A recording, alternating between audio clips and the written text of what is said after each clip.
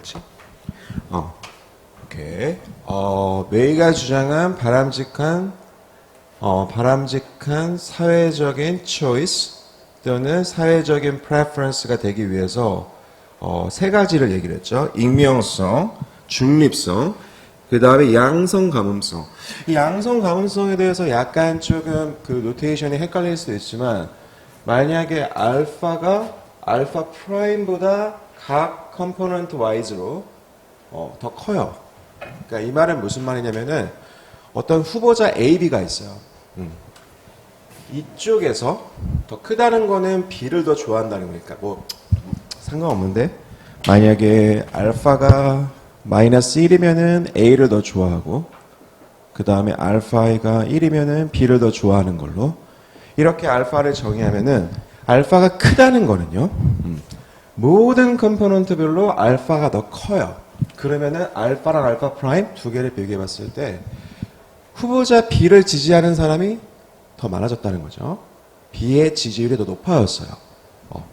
그러면은 B의 지지율이 높아졌을 때 만약에 이때 0보다 크거나 같다는 거는 사회적으로 타이가 발생하거나 A, B가 비기거나 아니면 B가 이긴다는 거죠. 이때 지지율이 더 높을 때는 무조건 B가 이겨야겠죠. 그러니까 이건 어떻게 보면은 양성 가문성 이 말은 우리 민주주의에서 민의를 대변해야 된다. 사람들의 어떤 그런 의견을 대변해야 된다. 그 원칙의 가장 미니멀 컨디션을 생각해 줄 수가 있어요. 만약에 민의를 대변하려면은 소셜 초이스 펑션 W가 민의를 대변하고 있다? 그럼 반드시 이 성질을 만족해야 한다는 거죠. 이것도 되게 중요한 성질이에요. 근데 적어도 대안이 두 개일 때는 문제가 없다는 거. 왜냐? 다수결 제도가 이 세 가지 조건 다 만족하고 이 세 가지 조건 다 만족하는 거는 유일한 제도는 다수결이라는 거. 세 개일 때는 문제가 좀 있다고 그랬죠. 그래서 세 개일 때부터 우리가 처음 이제 투표제도 본 게 Condorcet Method 또는 Condorcet Election. 그래가지고 이거는 다수결 제도를 그대로 대안이 여러 개일 때 적용한 건데 한마디로 두 개씩 뽑아가지고 다 모든 대안들을 다 이기는 걸 우리가 Condorcet Winner, 우리나라 말로 Condorcet 승자 이렇게 얘기하고. 근데 문제는 여기서는 Condorcet Winner가 반드시 존재 안 할 수가 있어요. 그러니까 우리가 뭐가 과연 바람직한 사회적인 선택일까 생각해 보면은 만약에 Condorcet Winner가 있다고 생각해 보면은요 대안이 세 개예요. X, Y, Z. 만약에 X가 Condorcet Winner예요. CW. 그 말은 X랑 Y랑 원원원으로 붙여놔도 X가 더 좋고 X랑 Z랑 붙여도 X가 1대1로 붙었을 때 X가 Z보다 더 좋아요. 이렇게 위너가 존재할 때에는 우리가 바람직한 사회적인 선택 딱 생각해 봤을 때 그러면은 X가 돼야겠다. 인투이티브 하죠. 말이 되는 것 같죠. 그래서 이렇게 많은 정치학자들이 경제학자나 정치학자들이 컨드러스의 위너가 존재할 때는 바람직한 사회적인 선택은 바로 그 위너가 돼야 된다는 거. 또는 이걸 뒤집을 수도 있어요. 컨드러스의 위너가 있으면 컨드러스의 루저를 한번 생각해 볼 수가 있죠. 다 1대1로 붙이면 무조건 져요. 예를 들어서 지금 Y는 X한테도 Z고 만약에 Z랑 Y랑 비교했을 때 Z한테도 만약에 진다고 합시다. 그러면 우리가 Y를 컨드러스의 루저라고 생각해 줄 수가 있죠. 1대1로 붙었을 때 전부 다 지는 거. 그러니까 바람적인 사회적인 선택은 적어도 컨드러스의 루저를 선택하면 안 되는 걸로 그렇게 얘기하는 학자들도 있어요. 위너가 있을 경우에는 무조건 위너를 선택. 또는 위너가 없을 경우 근데 루저는 존재할 경우 적어도 우리가 바람직한 선택은 루저를 선택하면 안 된다는 거. 자, 그래서 이 컨드러스 메서드의 가장 커다란 문제점 중에 하나는 여러 문제점들이 있는데 가장 커다란 문제점 중에 하나는 위너가 존재할 경우에는 바람직한 선택이 뭔지 확실한 크라이테리언을 주지만 그걸 이제 리터러처에서는 컨드러셋의 평가 기준이라고 해서 컨드러셋 크라이테리언이라는 말을 쓰거든요. 즉 위너가 존재한다? 그럼 걔를 뽑아야 된다.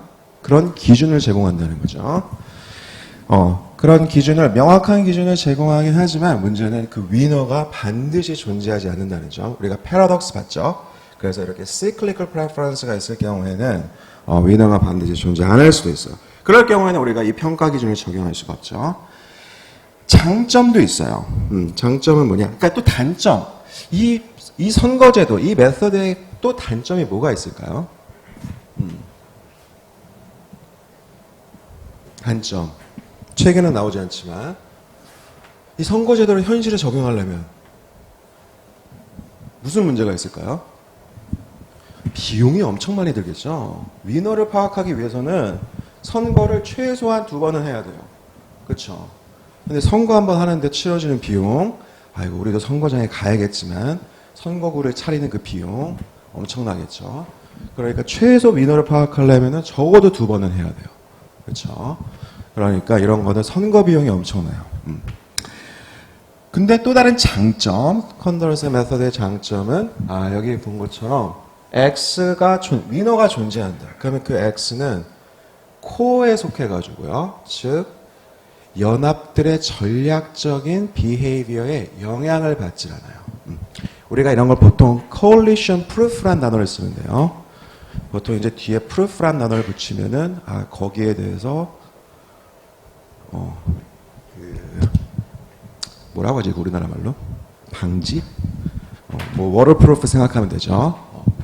그래서 연합들의 그런 전략적인 행동에 대해서 프루프가 된다는 거. 코어에 존재한다는 거죠. 왜 코어에 존재하냐? 이것도 논리적으로 생각하면 너무나 당연해요. X가 위너다.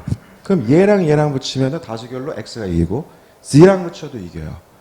그래서 만약에 어떤 다른 연합이 X가 마음에 안 드네. Y를 당선시켜야겠네.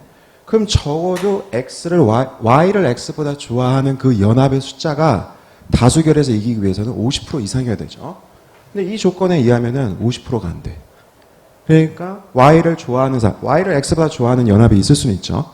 하지만 걔네들 50%가 안 돼. 그러니까 다른 연합을 이길 수가 없는 거예요. 어쩔 수가 없어. Z를 X보다 더 좋아하는 사람이 있을 수 있죠. 하지만 걔네들도 힘을 쓸 수가 없어요. 위너가 존재할 경우는. 잘 생각해 보면은 컨더러스의 위너는 코어다. 근데 코어는 모든 coalition proof alternative를 전부 다 모아놓은 집합이에요. 아까 잠깐만. 컨더러스의 위너면은 코어에 속한다는 거죠. 코어의 하나의 엘레멘트라는 거죠. 그럼 그 반대 한번 생각해 볼까요? 코어면은 즉 모든 연합의 전략적인 행동에 대해서 우리가 그 이탈할 유인이 없어요. 그러면 그거는 컨더러스 위너가 돼야 될까요? 반대 방향. 즉 이것도 성립할까요? 이런 게 좋은 문제예요. 요거 한번 생각해 봐요. 요거 한번. 일단 우리가 쉽게 얘기할 수 있는 거 있어요. 만약에 컨더러스 위너가 존재해요. 그럼 그 위너는 한 명이어야 될까요? 2명의 위너가 있을 수가 있을까요? 위너가 있어요. 알고 있어. 위너가 있어. X, Y, Z 중에 위너가 있어요. 컨더러스 메서드를 통해서. 그럼 그 위너는 한 명 이상이 될 수 있을까요? 없죠. 그런데 지금 우리가 얘기하는 거는 이게 또 2가지 개념이 있어요. 컨더러스 위너도 스트롱한 컨더러스 위너가 있고 weak한 컨더러스 위너가 있어요. 만약에 우리가 스트롱한 건 뭐냐면은 말 그대로 1대1로 붙였을 때 무조건 확실히 이기는 거예요. 다수결로. 51%, 최소 51% 이상이라는 거죠. 그런데 타이가 발생할 수도 있죠. 만약에 둘이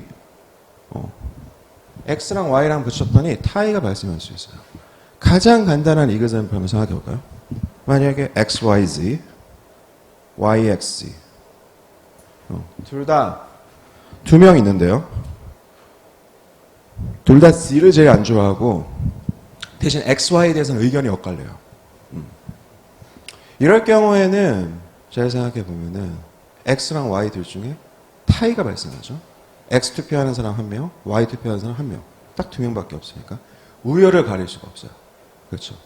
이럴 경우는 우리가 strong한 컨드러스 위너는 존재하지 않지만 weak한 컨드러스 위너는 두 명이 존재하는 거죠. 왜냐? X나 Y나 XZ 확실하게 이기죠. 그 다음에 Y도 Z 확실하게 이겨요. 그런데 X랑 Y 이 둘 중에는 우열을 가릴 수가 없죠. 그래서 이럴 경우에는 weak한 컨드러스 위너가 두 명 존재한다고 이렇게 얘기를 해요. 잘 생각해 보면은 이러한 멀티플 위너가 존재하기 위해서는 선거인단이 짝수여야겠죠. 그렇죠. 홀수면은 이런 일이 발생할 수가 없어요. 이것도 한번 잘 생각해봐. 과연 그럴까? 내가 한 말을 고지고대로 다 그냥 듣지 말고 과연 그럴까? 한번 생각해봐요. 이런 게 공부의 재미예요. 하나씩 왜 이런 게 현실과 뭔 상관이 있지? 일단 현실을 접근하기 위해서는 작은 예제부터 작은 이그샘플부터 풀어나갈 수 있는 능력이 필요해요. 그래야 현실을 우리가 해결할 수가 있는 거죠. 자, 그래서 coalition proof라는 점. 근데 제일 커다란 문제는 위너가 반드시 존재하지 않는다는 점. 패러독스에서 맞죠. 자, 그러면은 6.3으로 넘어갈게요. 그 다음 주제는 뭐냐면은 우리가 대안이 두 개일 때 다수결 제도는 문제없다. 대안이 여러 개일 때 다수결 제도를 적용한 바로 이 컨더러스 메서드는 장단점이 있다. 그러면 꼭 다수결에만 생각 만족할 필요는 없죠. 여러 가지 선거 제도가 있어요. 거기에 관해서 각각의 장단점에 관해서 한번 알아볼게요. 이게 이제 6장의 그 6.3에 나오는 내용인데 김영생 교수님 책이에요.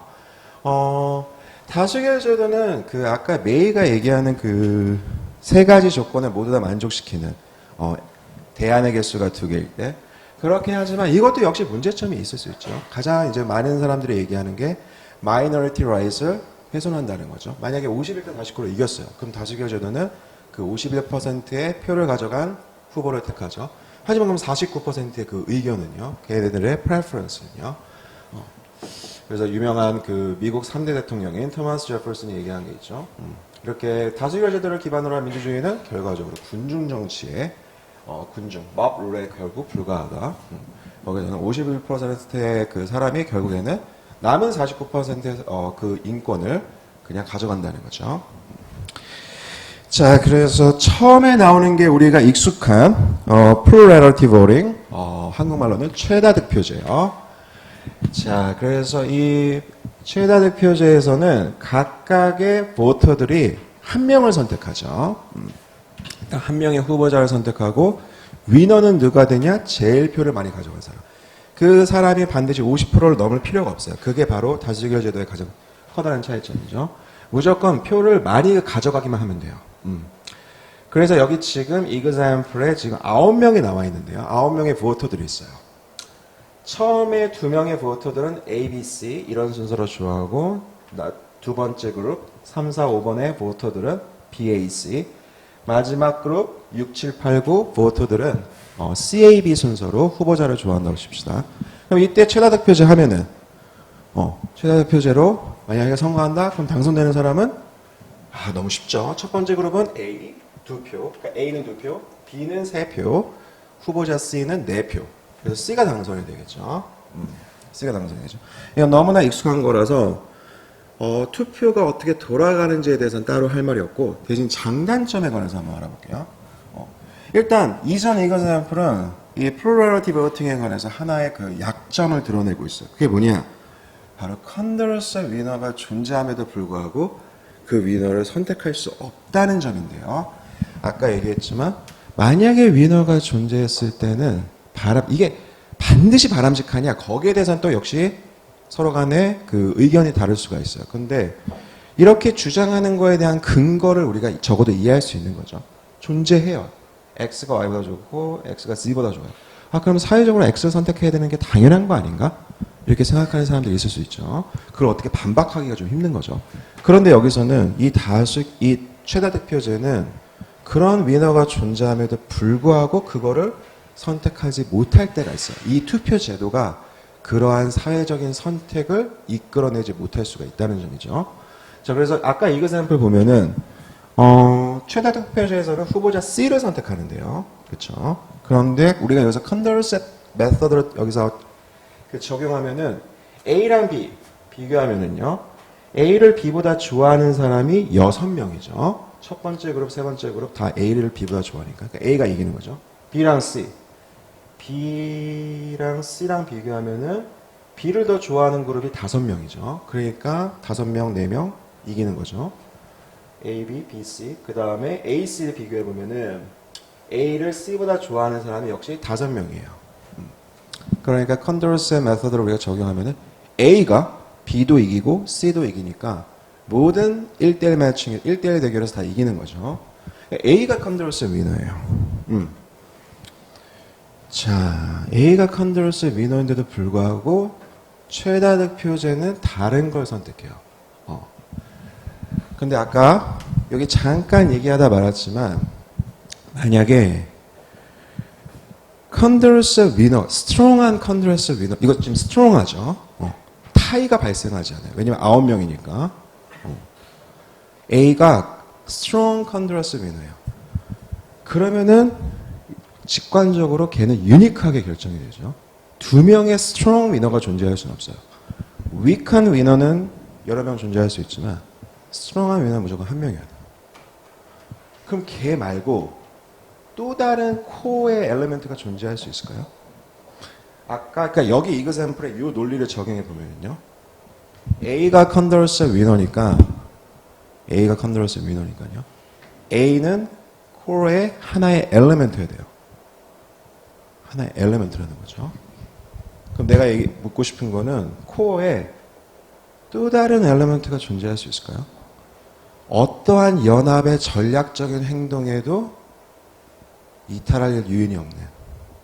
야, 우리 A 말고 다른 애로 하자. 그렇게 가자, 투표를. 그런 거에 대해서 넘어갈 일이 없는. 이거 한번 잘 생각해봐. 이거 없어요, 이거. 그러니까 스트롱한 컨더셋 위너가 존재한다. 그 말은 코어는 그 위너 딱 한 사람만 포함한 집합이어야 돼요. 즉 코어는 A만 포함하고 있는 이 하나의 원소만 포함하고 있는 집합이라는 거죠. 자, 그러면은요. 지금 최다 득표제는 후보자 C를 선택하는데요. C는 결국에 코어의 원소가 아니에요. 그렇게 우리가 결론을 내릴 수가 있죠. 컨더셋 위너는 A인데 이럴 경우 한 명의 위너가 존재할 경우에는 코어는 그 사람만으로 캐릭터라이즈 되는데 그렇죠? 그럼 C, 다른 사람들 B나 C나 연합에 취약해요. 연합의 전략적인 행동에 취약해요. 자, 이거 한번 이그샘플 통해서 한번 살펴보면요. 자, 만약에 B 한번 생각해 볼까요? B요. 만약에 B로 얘가 당선이 될 것 같아요. 그러면은 남은 두 그룹, B를 제일 좋아하지 않는 그룹. 얘네들은 보면은 B가 당선될 것 같다. 그러면 얘랑 얘는 B보다는 A를 더 좋아한다는 공통점이 있죠. 그렇죠. 후보자 A를 밀기 시작해요. B는 지금 최다 득표자에서 지금 3표인데요. 만약 A랑 B랑 얘네 그룹과 얘네 그룹과 연합을 하면은요. 최소 6표를 얻을 수가 있죠. 얘 그냥 찍어 누를 수 있어요. 그렇죠. 또 지금 A가 위너니까 C 한번 생각해 볼까요? C가 당선될 것 같다. 그럼 C를 제일 좋아하는 얘네들은 이탈할 유인이 없는 거죠. 대신에 얘네들이 힘을 합치면 코얼레이션을 맺으면요. 그래서 얘네들은 C를 제일 싫어하네요. 그러니까 A, B 둘 중에 아무나 밀어붙일 수 있는 거죠. A를 밀어붙일 수도 있고 B를 밀어붙일 수도 있고 결국 C를 당선 못하게 할 수도 있죠. 연합을 이렇게 합치면요. 즉 여기서는 이 이그샘플에서는 A가 단순히 컨더셋 위너뿐만 아니고 코어의 정확한 하나의 원소예요. 즉 다른 B, C는 이런 연합적인 움직임에 전략적인 움직임에 취약하다는 거죠. 자, 그래서 이제 다음에 나오는 게 이런 전략적인 투표, strategic voting인데요. 여기에 관해서 우리가 좀 본격적으로 얘기를 해볼 거예요. 자, 질문 있을까요? 질문이요. 질문이요. 자, 그러면은 우리가 그런 전략적인 투표를 생각을 해서 만약에 이 최다 득표제에서 발생하는 모든 내시 균형을 다 구하라고 하면은요, 이거는 어려운 문제예요. 그리고 너무나 균형이 많아. 왜냐면 9명의 플레이어가 있죠, 총. 지금 보터들이 움직일 수 있는 보터들이 총 9명이 있어요. 그 다음에 9명이 각각에서 선택할 수 있는 건 뭐죠? 선택할 수 있는 액션 스페이스는요. 이 최다 득표제에서는 적어도 딱 한 명만 선택하는 거죠. 그렇죠? 그러니까 A 또는 B 또는 C 투표장에 안 갈 수도 있지만 일단 무조건 투표장에 간다고 하면은 선택할 수 있는 액션이 3개예요. 9명. 그죠? 아, 이거 어떻게 분석할까? 좀 난감하죠? 그런데 여기서는, 만약에 우리가, 일단 몇 가지 내시 균형 말고, 내시 균형보다 좀 더 강한 컨셉을 적용하면은, 프레딕션이 좀 나와요. 그게 뭐냐면은, 자, 일단, 저걸 어떻게 표시할 수 있냐면은, 집단이 3개니까요. 각 집단을 한 명의 플레이어라고 한번 생각을 해볼게요. 그래서 플레이어가 지금 경기자가 총 9명이지만 첫 번째 집단, 두 번째 집단, 세 번째 집단. 그래서 첫 번째 집단이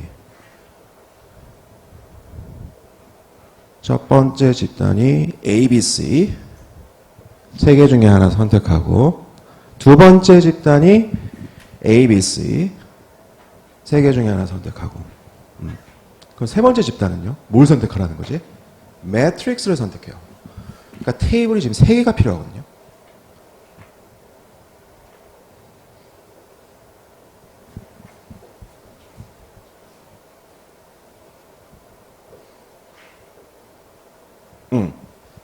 그래서 여기 A, 여기 B, 여기 C. 세 번째 그룹은 이 테이블 중에 하나를 선택해요. 첫 번째 그룹은 하나의 row, 두 번째 그룹은 하나의 column. 그러면 지금 여기 셀이 몇 개죠? 9개, 3개, 27개. 아, 이거 언제 다 채우고 앉아있지? 하지만 잘 생각해보면은 결과가 발생할 수 있는 결과는 딱 3개밖에 없어요. A가 당선되거나 B가 당선되거나 C가 당선되거나. 그렇죠? 페이오프는 그렇게 하죠. 제일 좋아하는 후보가 당선됐다. 3. 두 번째 2. 제일 안 좋은 후보 1. 자, 근데 여기서 이제 그룹 사이즈가 있죠. 우리가 간단한 분석을 위해서 그렇게 했지만 얘네들의 총 플레이어의 숫자는 4명인 거. 그 다음에 로우를 선택하는 플레이어의 숫자는 2명. 그 다음에 컬럼을 선택하는 보터들의 숫자는 3명. 이걸 염두에 두고 나서 자, 일단 A가 당선되는 케이스를 한번 다 생각해 볼까요? AA. 여기는 모든 그룹이 다 A를 지지하고 있는 거죠. 그렇죠? 여기 무조건 A. 여기는요. 얘네들이 연합했으니까 A죠. 여기도 A. 여기는요.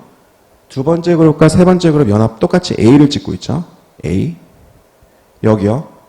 여기는 첫 번째 그룹과 두 번째 그룹 5명이 B를 찍고 있죠.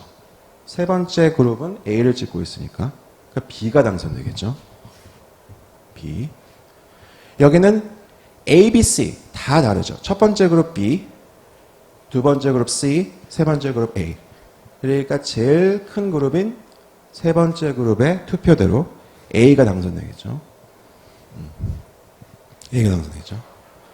그 다음에 제일 마지막 로우는 AA, A. 그 다음에 CBA, A. 그 다음에 CCA는 C. CCA는 C. 이런 식으로 우리가 각 셀에 대해서 결과가 어떤지를 다 캐릭터라이즈 해줄 수가 있어요. 한번 볼까요? 여기는 A, 여기는 B, 여기는 ACB, B, 여기는 B, A니까 B, B, B, 그 다음에 C로 가면은 C, A, B니까 B, C, B, B, B. 그 다음에 C, C니까 C. 여기는 무조건 C면은 이쪽은 다 C가 되겠죠. 그 다음에 첫 번째 그룹이 B를 선택한다. B면 C, B면 B, B, C다 C. 이쪽은 C, A, B, C, C. 이쪽은 A, A, C니까 A. 각 셀에 대해서 각 그룹별 사이즈를 생각해서 최다 득표율을 생각하면은요, 우리가 모든 셀에 대해서 과연 어떤 후보가 당선되는지 알 수가 있어요. 자, 그러면은요, A가 당선됐다. 그러면 각 그룹의 페이오프는 어떻게 되죠? 제일 좋죠. 첫 번째 그룹 3, 2, 2. 그래서 A가 달 때는 무조건 3, 2, 2. 3, 2, 2. 아이고, 이거 언제 다 쓰고 앉아있지?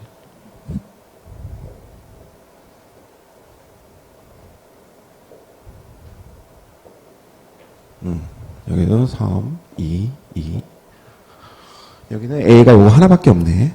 여기는 3, 2, 2.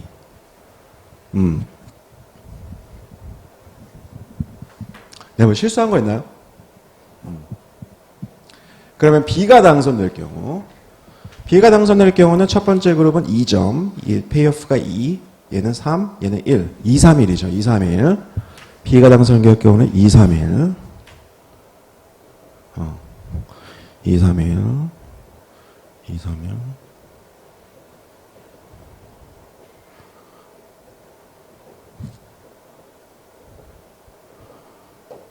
이거는 복붙 할 수 없나. 그 다음에 여기 2, 3, 1. 네, 마지막은 C죠. C는 113이죠. 113. 113.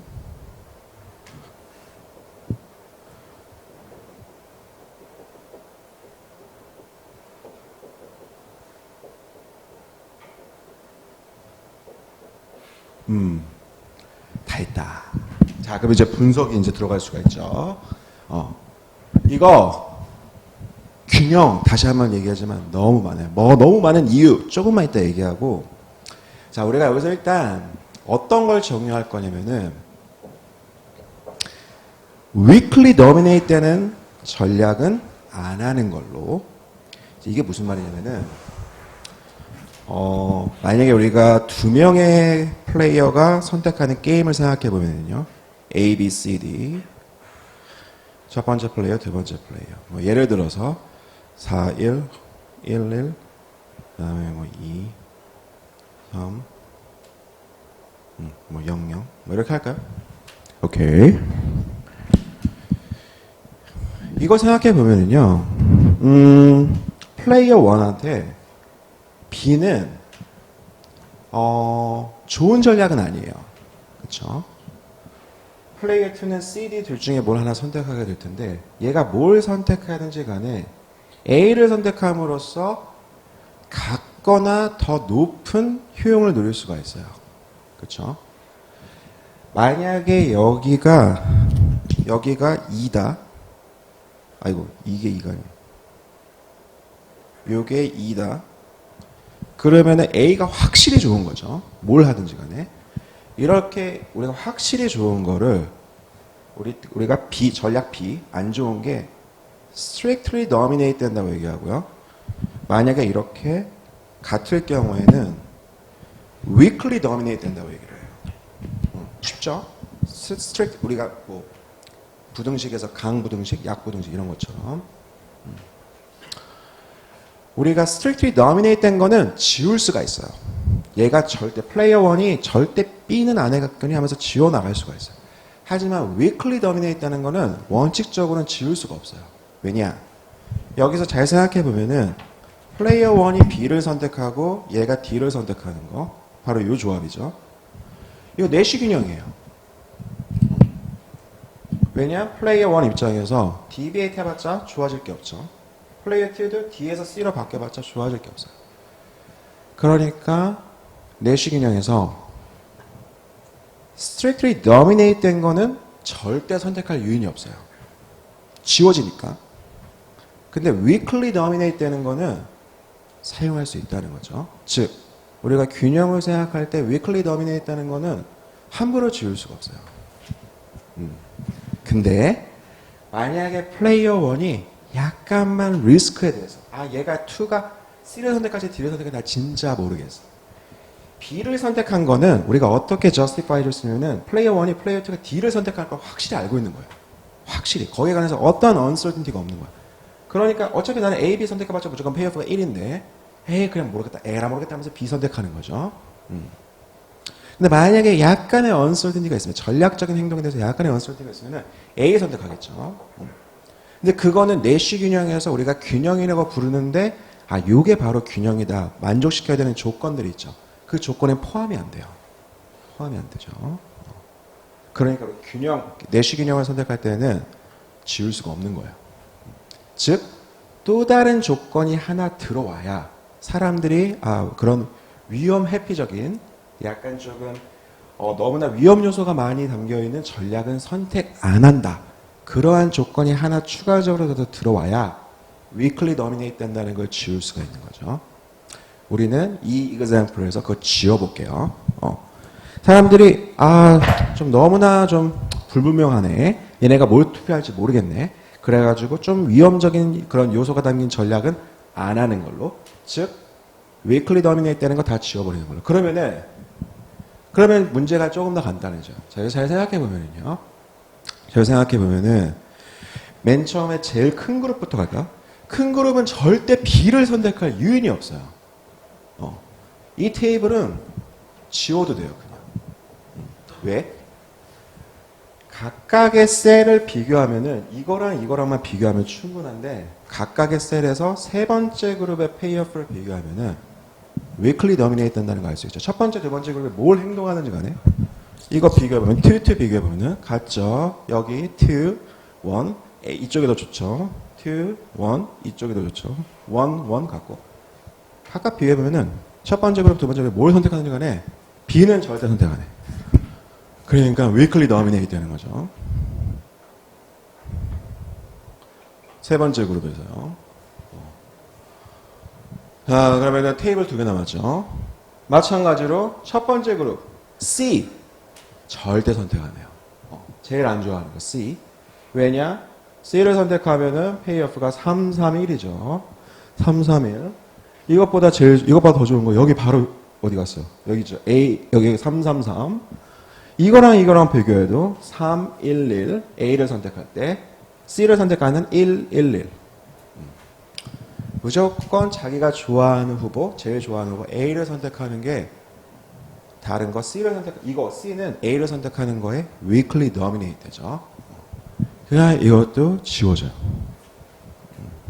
다시 한번. 원래는 지우면 안 돼요. 내시 균형을 우리가 할 때는 지우면 안 돼요. 이제 하나의 판단 기준이 하나 더 들어간 거죠. 자, 그러면 똑같이 두 번째 그룹은 C를 선택할 요인이 전혀 없어요. 왜냐? C랑 A랑 여기서는 두 번째 그룹 생각해보면은, C랑 B 생각해보면은요, B가 C를 weakly dominate 하죠. 그 다음에 여기서도 1, 3, 1, 1 weakly dominate 해요. 그러니까 C 전체 선택할 수 없죠. 자,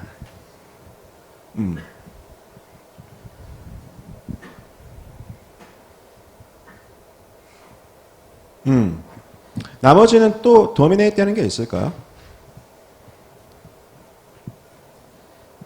첫 번째 그룹 제일 좋아하는 사람만 찍는 그런 거 있을까요?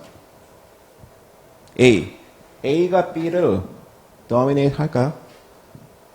3, 3, 3, 2 여기서 좋은 거 같네. 근데 여기 제일 마지막 거 보면은 1, 2 B가 더 좋죠. 확실히 더 좋죠.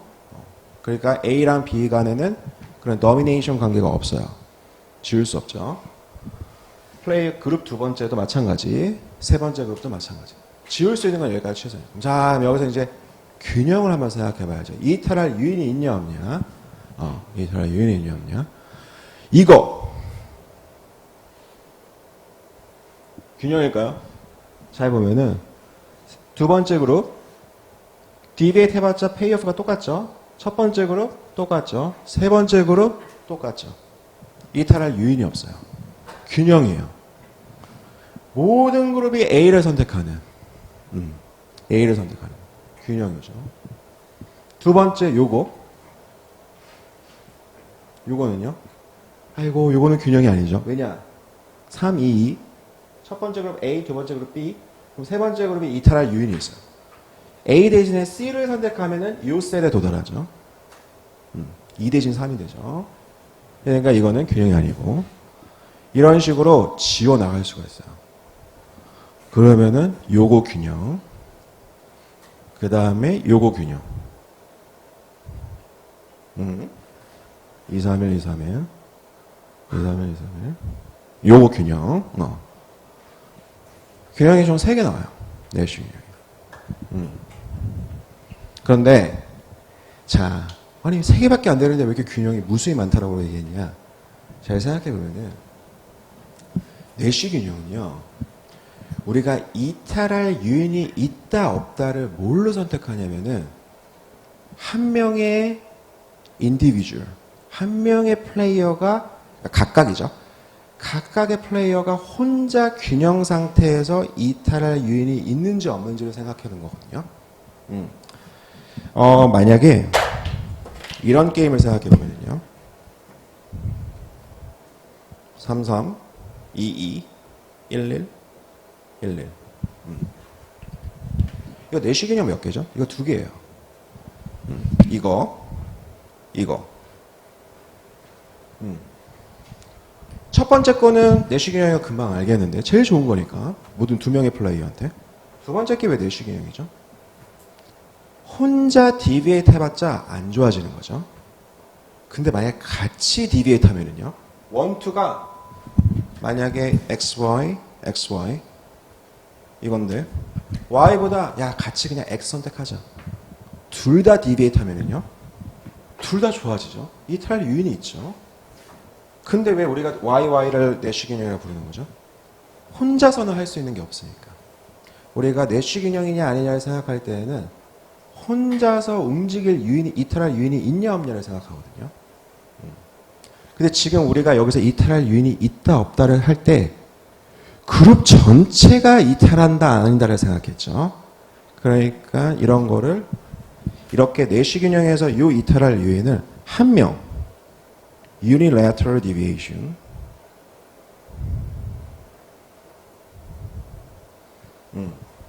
한 명이 이탈할지 아닐지. 이런 거. 그룹 전체. 적어도 복수죠. 그룹 3이 이탈하면 4명이 동시에 이탈하는 거고, 두 번째 그룹이 이탈하면 3명이 동시에 이탈하는 거. 첫 번째 그룹은 2명. 이런 걸 coalitional deviation.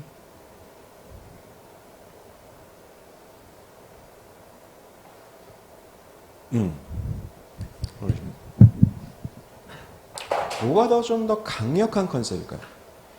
지금 우리가 찾은 거는 어떠한 coalitional deviation도 없는 내시균형이에요. 이거는 unilateral deviation만 생각했을 때 우리가 내시균형이 2개 나오는 거죠. coalitional deviation까지 생각하면은 둘 다 연합해서 deviate 하는 것까지 생각하면은 요거는 내시균형이 아니에요. 그렇죠? 그러니까 우리가 이게 좀 더 강력한 컨셉이라는 걸 알 수가 있죠. 이런 걸 그래서 strong mesh equilibrium.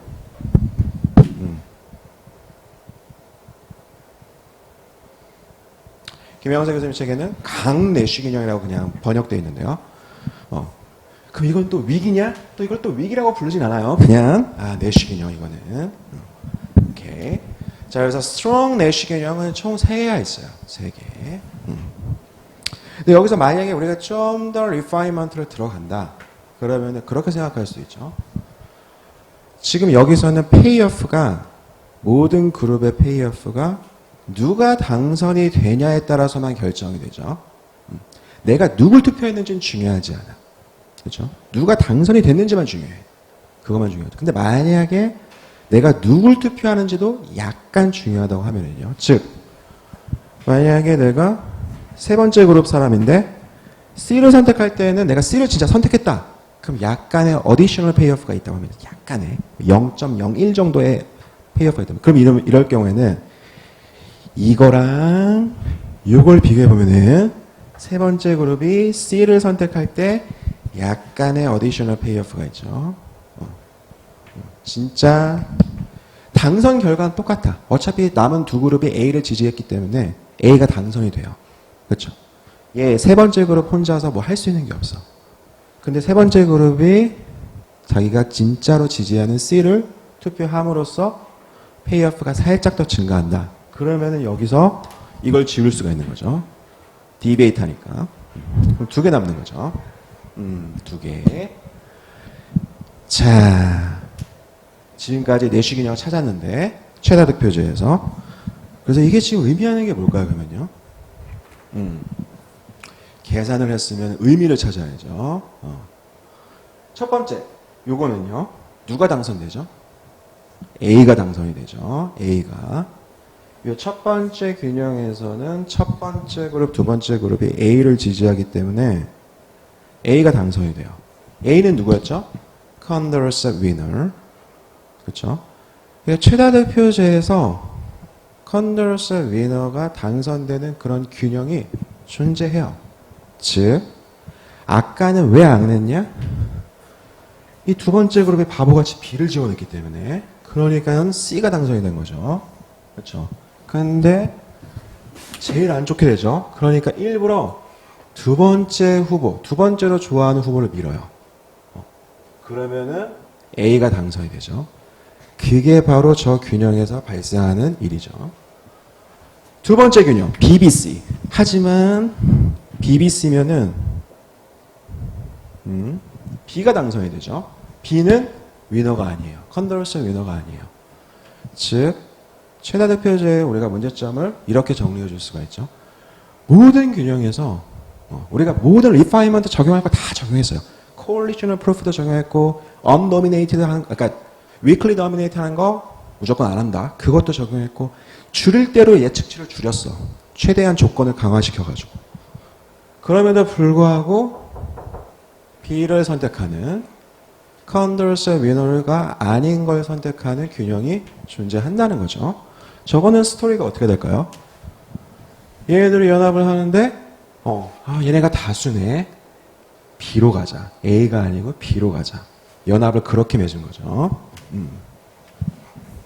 오케이.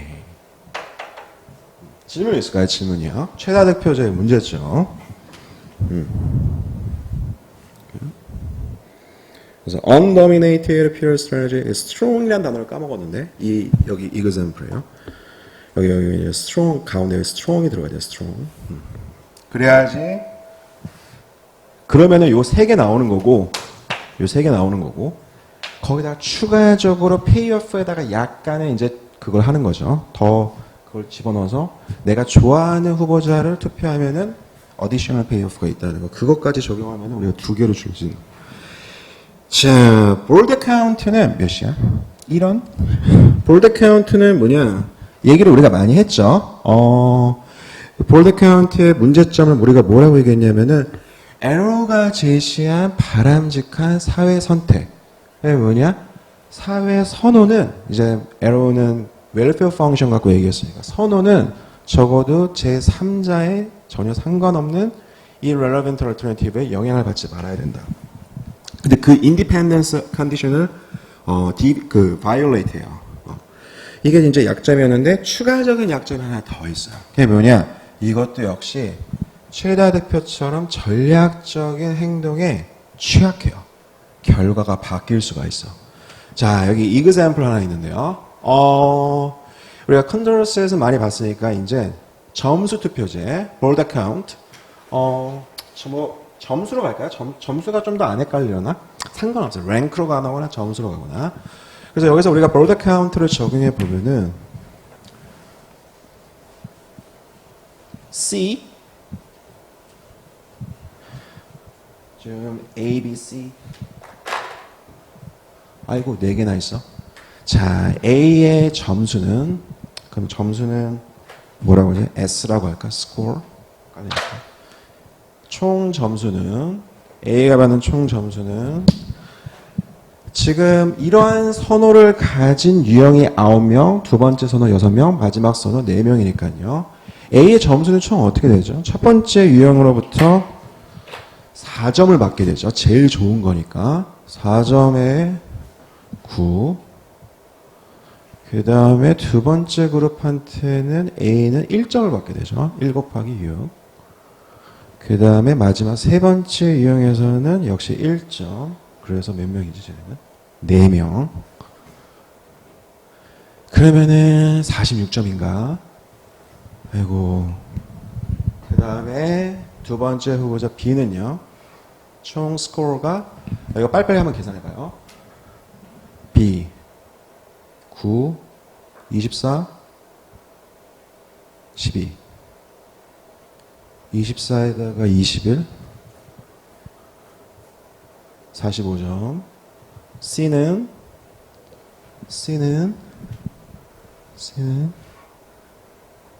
2점에 9, 18, 18에다가 24, 24에다가 12. 몇 점이에요? 계산이 안 되네. 뭐야, 몇 점이에요? C 46점. D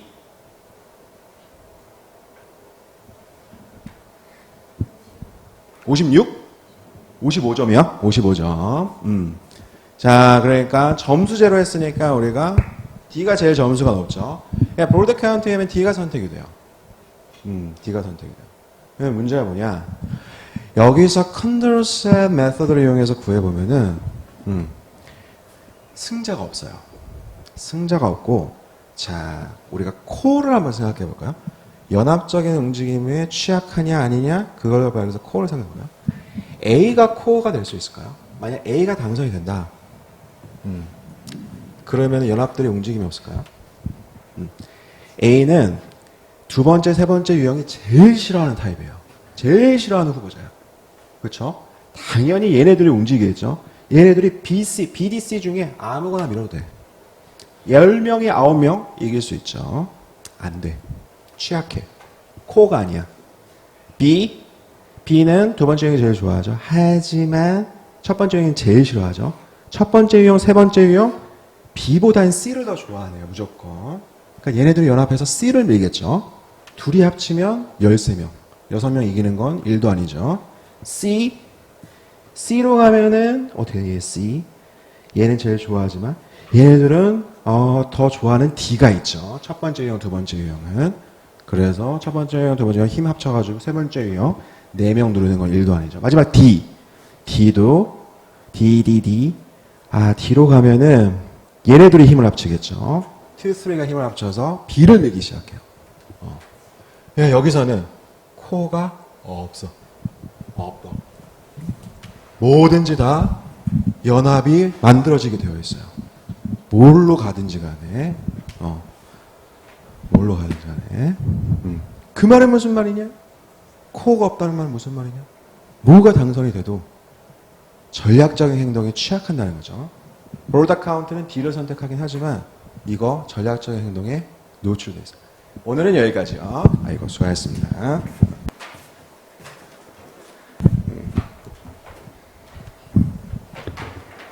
이 녹화가 되는 게 맞겠지?